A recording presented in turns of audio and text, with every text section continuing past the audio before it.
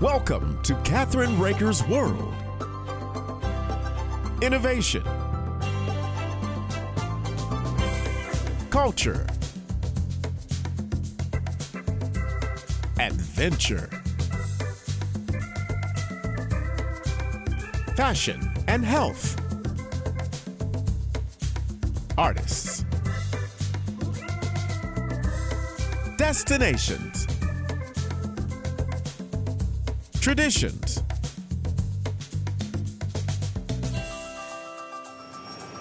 This is Kathryn Raaker's World. Hi, this is Kathryn Raaker of Kathryn Raaker's World. I'm so delighted to have this gentleman on again. His name is Guy Mitchell. He's a member of Pi Tau Sigma, the International Honor Society for Mechanical Engineers, and was elected a Distinguished Engineering Fellow by the College of Engineering, University of Alabama in 1995. His book, which I love, Global Warming, The Great Deception, explains what he believes to be the flawed claims of global warming caused by human activity. And I'll tell you what, I want to welcome you back to my show again today. And I have to say, I went and researched all about global warming even more. And I couldn't believe all the authors that are out there that really believe, like you, it's a deception. Right? Yeah, I'm not surprised at all. You know, it's amazing to me. In the last several days, they've been in the news very much about what's happening in Western Europe. You may have noticed that they have a loose agreement among the European Union members to try to cut gas consumption by 15% as a result of the problems with the Russian gas that's currently being supplied through their pipeline. And of course, what's happened is the price of electric power has risen about almost 30% in the last week, now to about the equivalent of $230 per megawatt, when in the United States, the average cost is about $120 per megawatt. So you can see the effects of what Europe has done is over the last 10 or 15 years, they've eliminated 50% of the fossil fuel production. So now they have no backup, no alternative, and they're just going to have to pay what the market dictates. Well, look what we've talked about this before. Look what happened in Texas. They let the green energy people come in and take over the electric grid and everything else, and it's been so hot in Texas, right? And then there was a fire in one of the turbines, right? I mean, these green energy people are not very smart. Well, they're pretty naive, I think. They are. They don't understand the vulnerabilities of wind and solar power generation. And so I can't imagine that Senator Manchin is going to try to do too much to adversely affect the fossil fuel industry in the United States. So I suspect that this new legislation will be more, to try to put a good face on the Democrat Party going into the midterms. Quite frankly, I think that's what it's all about. Oh yeah, I mean, they want to win, and the way it's going, I mean, all they have to do is let President Biden talk for 5 minutes, and then they have to go back and clean up what he said, because it's a joke. And so anyhow, my next question is, the Center for Biological Diversity noted that a climate emergency could mainly stop drilling and trade involving fossil fuels and crude oil exports. Could these be damaging over time, even in the face of trying to ramp up clean energy tech? Well, I find it really amazing that there's talk about declaring a climate emergency when there's no data to substantiate that. That's right. One thing, if it were well documented that there were things going on with the climate, if the temperature databases indicated rising temperature in the atmosphere or the oceans or the world's landmass, but there's no objective data upon which one could draw to say this is an emergency, we need to take action. And so it's all part of this intensified effort over the last couple of months by climate terrorists to try to up the ante. And it's just not, I suppose that, well, it's really all appears to be politically motivated, again, to try to give the party in power some claim to have done something prior to the midterm elections. Because I can't imagine the president doing anything that would limit fossil fuel production, given the prices of gas and oil. Any action that he might take to reduce the supply of gas or refined oil products would just further be problematic in terms of inflation. So I think he's in a very difficult position. I think the Democrat Party's in a very difficult position, and I think they're struggling for some, appearance of a political victory. So, if the decision comes about that they decide to do nothing, get rid of all fossil fuels, which would be almost impossible, but they're selling it, the reserves they sold to the Chinese. Yeah, I noticed that. A million.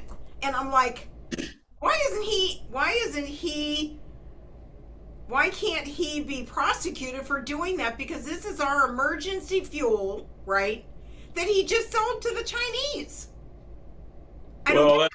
That's a good question. Everything that I've read indicates that the sale of this crude oil to the Chinese refining company is associated with the same company in which Hunter Biden and his associates have invested.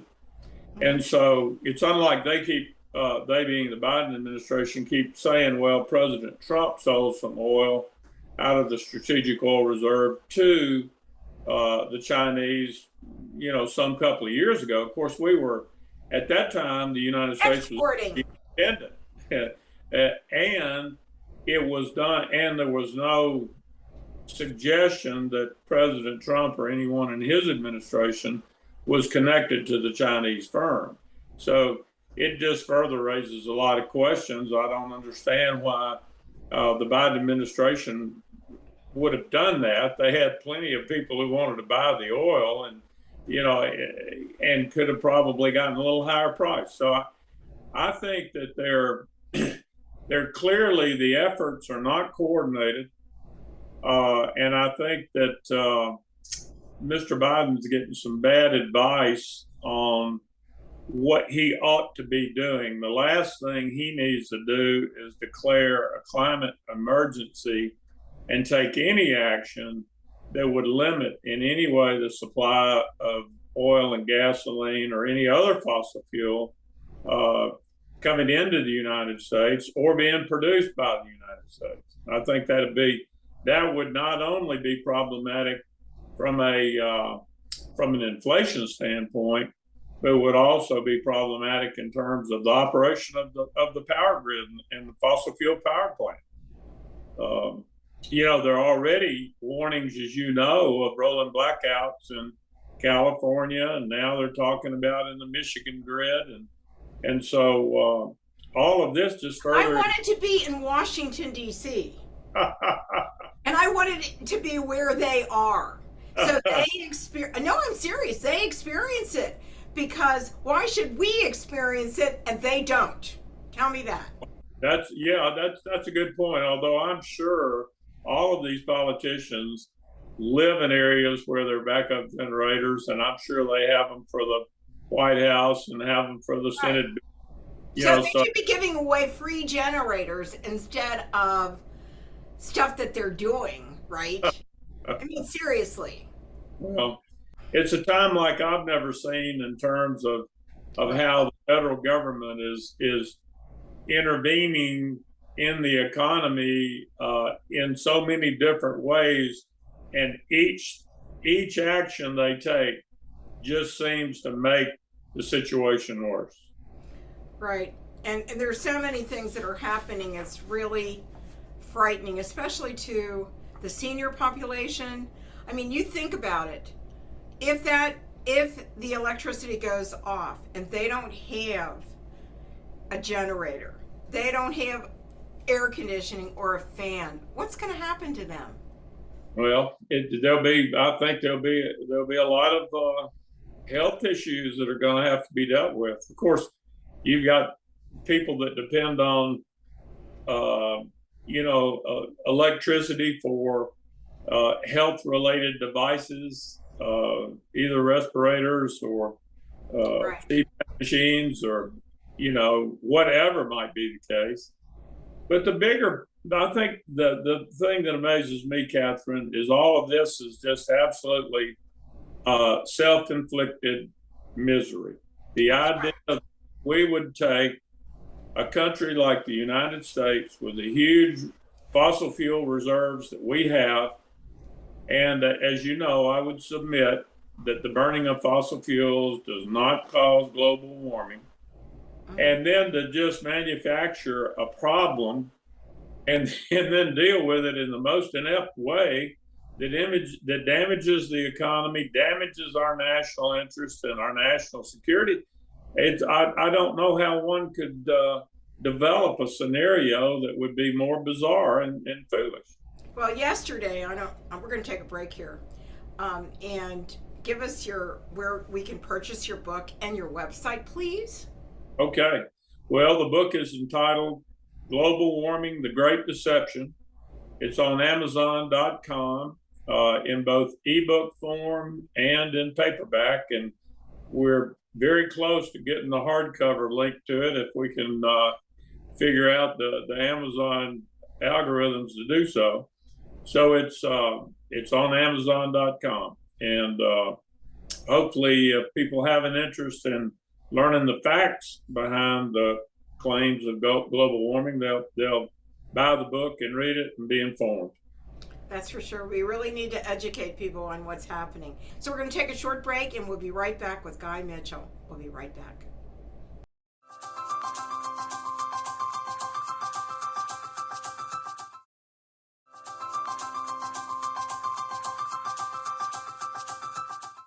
We're back on Kathryn Raaker's World, and let's just talk with Guy Mitchell and his wonderful book, which is Global Warming, The Great Deception, and it explains what he believes are the flawed claims of global warming caused by human activity. Now, what I'd like to know is, when are our senators and congressmen going to stand up and scream about all these executive orders?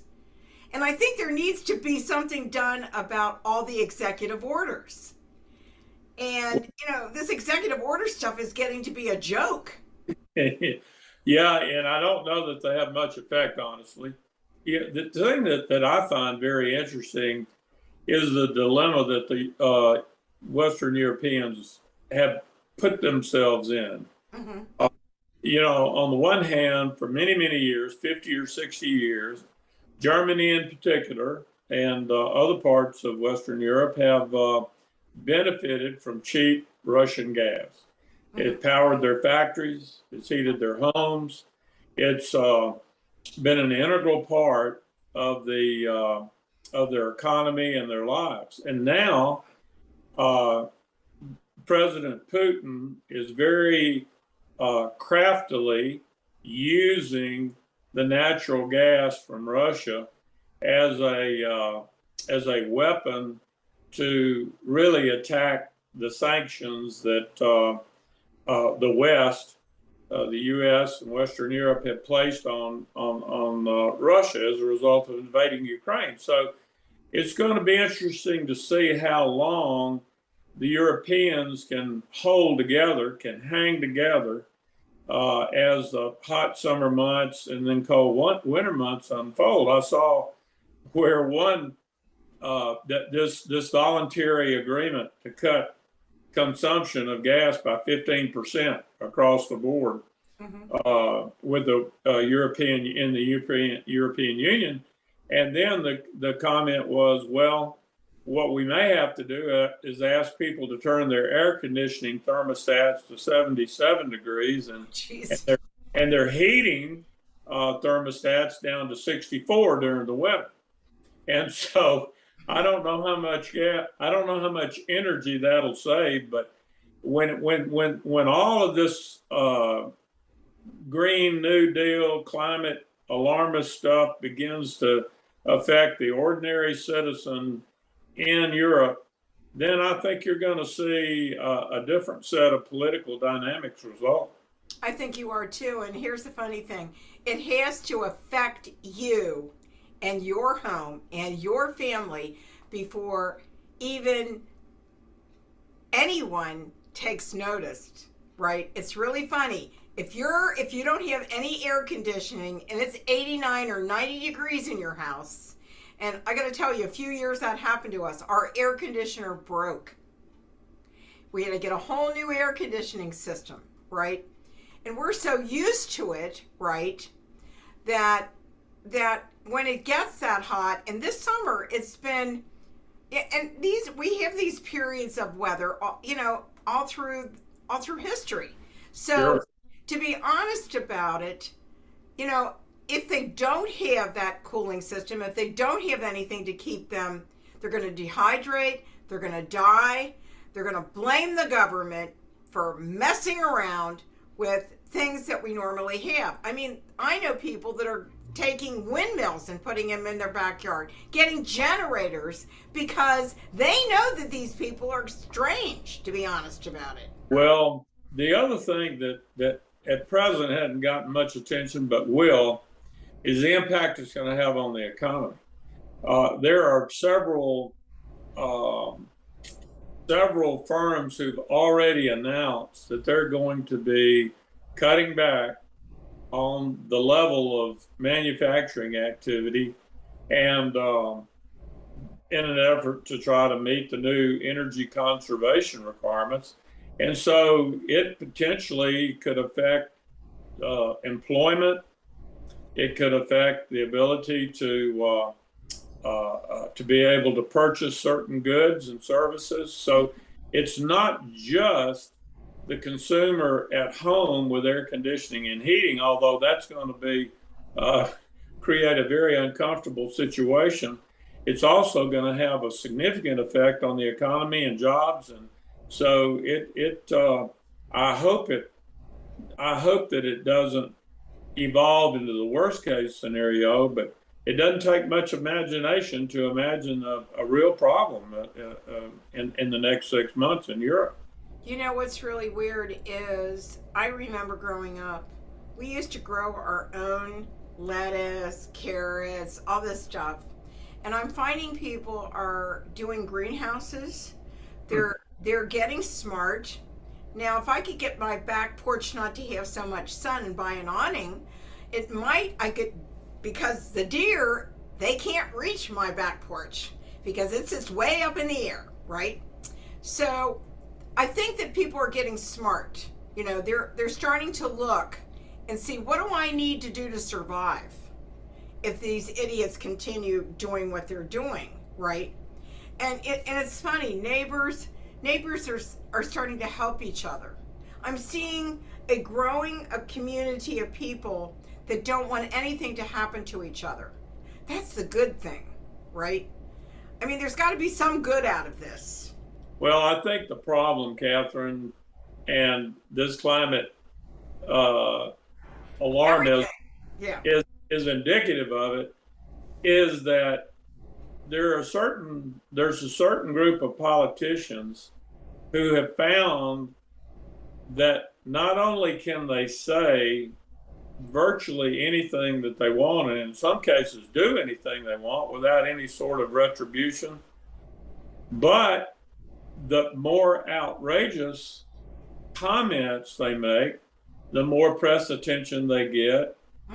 And for some reason, they seem to get a following within their political party. And so it's now gotten to be a case where it used to be being a hypocrite was viewed as a bad thing, and nobody in the party wanted to be proven to be a hypocrite. But as you point out, now people have carbon footprints the size of Bigfoot, and yet they fly around, advocating that people turn their thermostats up to 77 degrees and swelter. So it's, at what point people will say, the populace in Western Europe, the populace in the United States, hey, this is just crazy. It's nonsensical, and we need to return to a saner energy policy that keeps people employed, that provides reasonable, economic prices for goods and services, and I think that's gonna.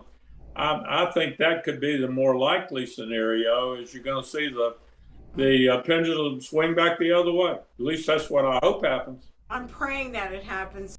I think this could very well end up working to the detriment of the politicians who promote all these excessive regulations, legislation, and I think they're going to. I don't believe they'll kill the goose that laid the golden egg, but I think what's going to happen is people are going to wake up and say, "Hey, look, this is crazy, and we need to return to sane policies with respect to energy, sane policies with respect to regulations and legislation that affect the economy, and get the government out." Which I'm a strong proponent of getting the government out of business, the economy, and a lot of other aspects of American life. Well, I love having you on. You're so much fun to talk to, and you're so educational.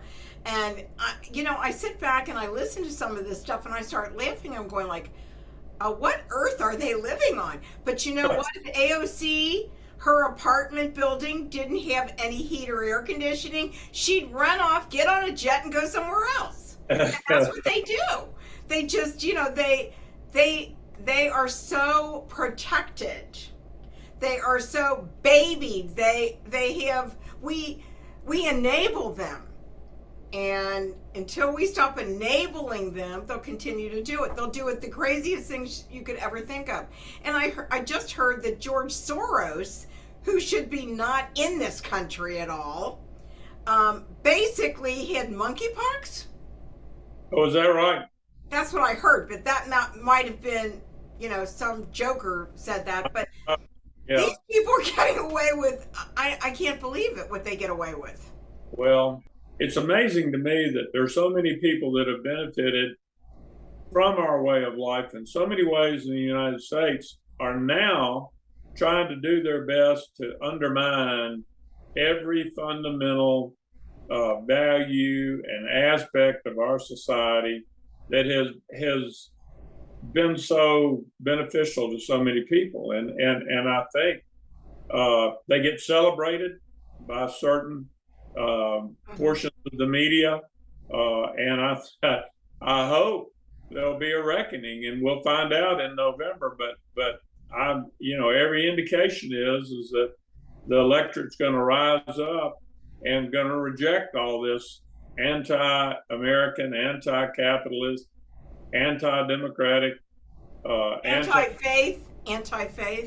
Yeah, that's exactly. They want to destroy everything our forefathers, founded. They must be rolling over in their graves going, what's going on? What did we do to make this happen, right? It's almost like people are drinking the Kool-Aid. Yeah, there seem to be.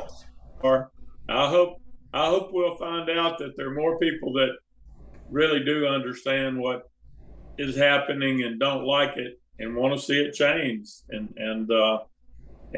keep talking. You need to keep on educating people as much as you can, because if they really understand it and it sinks in, right, then they turn around. It's always a pleasure having you on. I'd love to have you on again, Guy, because every time I do, I get really excited and I'm learning all the time. So thank you very much for joining us. Please give the name of your book and where people can purchase your book, and if they would like to write to you or to do you have a personal website?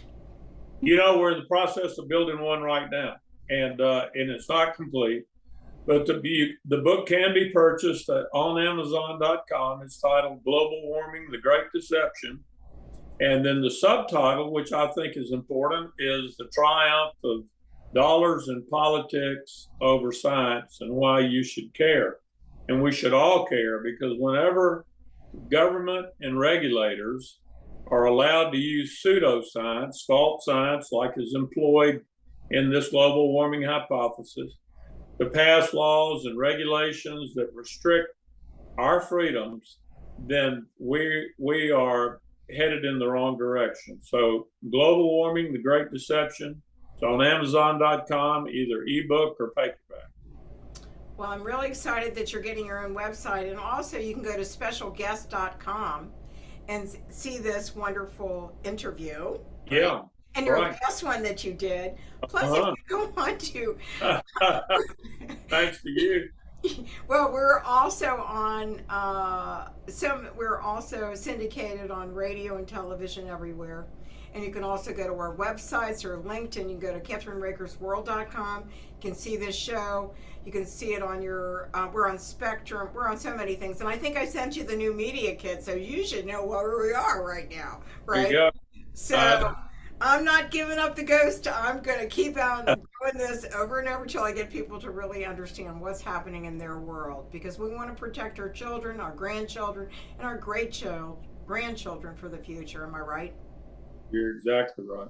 Thank you so much for joining us today. It's always a pleasure. Take care. Have a wonderful, wonderful weekend. And don't forget to tune in to our shows. Thank you. Thank you, Kathryn.